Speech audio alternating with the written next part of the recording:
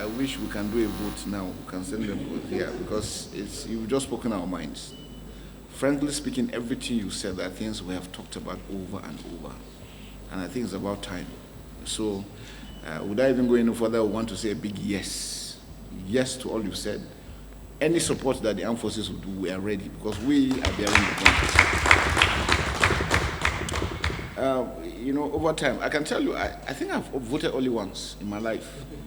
I've voted only just once because I've been in the system for 30-something years, and every time we're engaged one way or the other, So, and it goes for so many other people too. So I think it's a very, very important aspect of the democratic drive for us to be able to vote and have a say in whatever. Like you said, we have the number and all over. It's not only us, even those ones in the health sector. Even those ones in the health, there are so many other areas that we're not even captured that equally don't have opportunity to vote. So if we have that, I think that would be good. Now, again, is when? Is it a week? Is it a few days? Is it after? Because that's another issue to be addressed. I know there are some countries it's the day before. They vote before the election day because sometimes it's also good as close as possible so that it can be counted at the same time. Otherwise, if you give gap in between, it could create some other problem.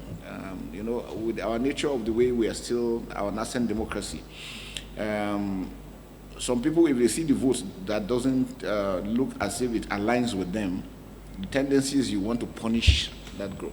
So let it not be that members of the armed forces voted one, but you see, if the thing is so close, the voting, they wait until the main one come and they gather them and count them together, or else it could create some other issues. Again, on voter turnout, I think one of the remedy, I think, is for the citizens to have the confidence in democracy. Otherwise, this number will keep on dwindling. People are losing hope that even if we vote one, it wouldn't count.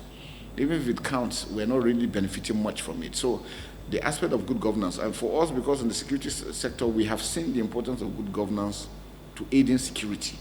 Because these things go hand in hand. Once the people are happy they are being governed well, there is a lesser tendency of people wanting to commit crime, and all these things. So I think those are other aspects that we need to also be able to push on this aspect of dividends of democracy to the people. Because once they can eat, they have schools, they have good road infrastructure and all that, it helps them. But when you say they should keep the peace and do all this and demand no food to eat, it creates additional problems for them. I think that, again, one other aspect I think we need to really look at is, again, building a database.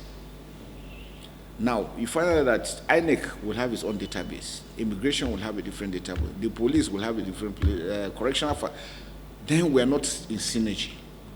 I strongly believe, from my experience and traveling all around, we should do a comprehensive census. Now, what does it do? Census gives us the ability to capture every Nigerian in the world. And with ICT now, you can do every thumbprint, they know where you were born, they know, so they can easily follow up. And then when it comes, it also saves us spending so much money.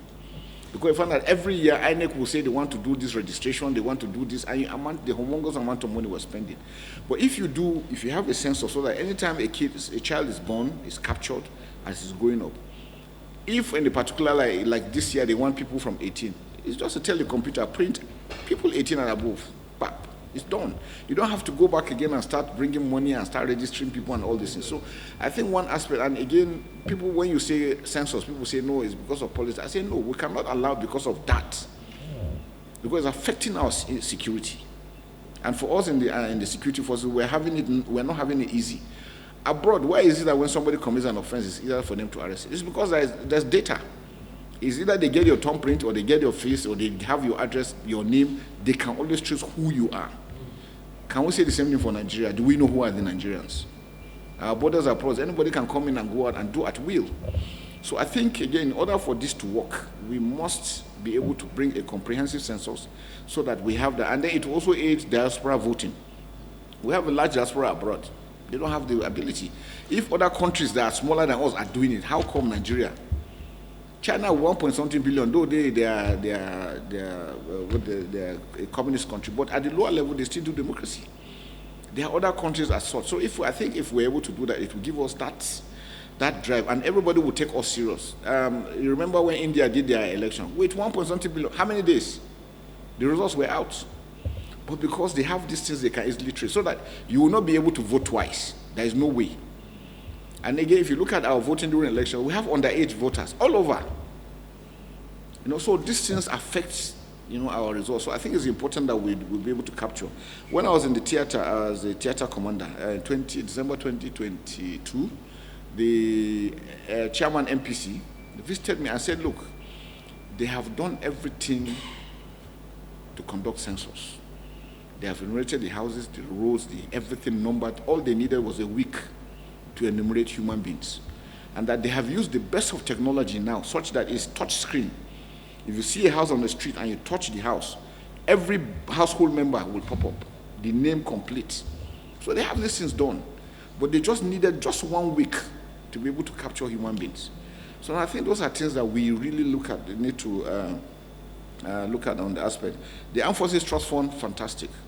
In fact, when I came in, I think those are some of the things we too have been trying to push through to see how it will work out. The envelope system cannot, as we speak, we're operating at less than 30%. I can tell you that it is just, I think, a miracle that we're able to achieve what we're doing. And, we don't produce what we need. So everything we need, we're buying, from the bullet, everything. It's now that Mr. President last year signed the DICOM bill that enabled us now to partner with foreign original equipment manufacturers to come and produce in Nigeria. So we're also encouraging them to come. The DICOM is in Kaduna, is open. Gradually, we're having local companies that are producing APCs, military hardware within Nigeria. And that's what we want to encourage, because we believe it is only when we do that that we'll be able to, sustain ourselves quite very well. And again, it's a win-win thing. Once we start producing, our neighbors will also rely on us buying. We get foreign exchange. It will save us foreign exchange from going to buy. Employment opportunity for our youths. There are so many things to gain from it. So I think those are areas that we are looking at, and it's very important. Now, you look at our barracks. The armed forces now yearly, we recruit over 25,000 yearly, every year, Army, Air Force, Navy. And again, when you remove those ones that go on retirement, maybe around 3,000, 4,000. We are not building new barracks.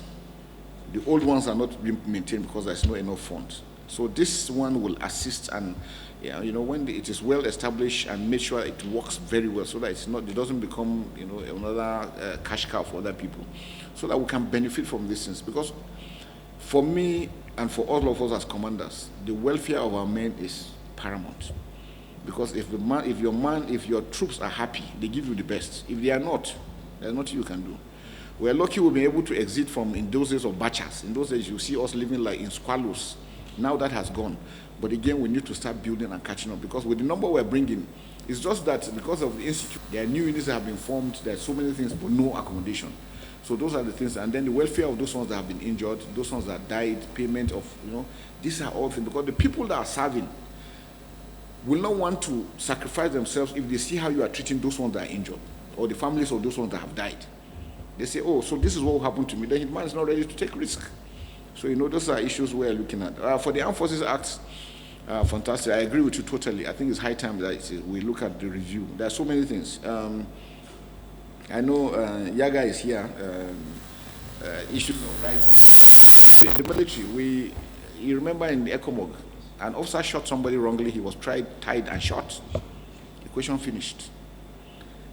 Military justice system is supposed to be fast and efficient. If you delay, it affects so many things. So, but you see, with this human rights and all this, so that's why there are a lot of things people are doing now that wouldn't have done it if the laws were actually the way it's supposed to be. So those are the things that we need to look at. And I think the military, we can't even prosecute. Even when we arrest, we have to either hand over to police or the EFCC and all this. And sometimes we see cases, it affects our job. I tell you, in the South, sometimes you arrest a ship, you hand over. Maybe when you arrest the troops in the field there, the man will bring money, dollars, and give you, please let me go. The man will say, no, I'm doing my job, I want to serve my nation. He takes and hands over. Before he gets to the gate, the man is gone. So you think tomorrow that guy is ready to sacrifice himself again? If they give him money, he will say he will collect, because he's not going anywhere. So you see, the justice system too needs to be really, really looked at. The legal system has to be, people should see that it is really functioning. That you commit a crime, you are prosecuted, and people should see it. It will assist in what we are doing a lot. There's a lot we are doing in that aspect too. I think, like I said, during the hearings, we will really love to come around so that we can come and because it would really, really help us a lot. we need to review a lot of things. Now, social media is there. It's one of the greatest menaces we're having in the military. Laws are there for them, but you always see them on, some people even operate, and that is critical. And once you don't have discipline in the military, they are just a bunch of lunatics. That's just the truth.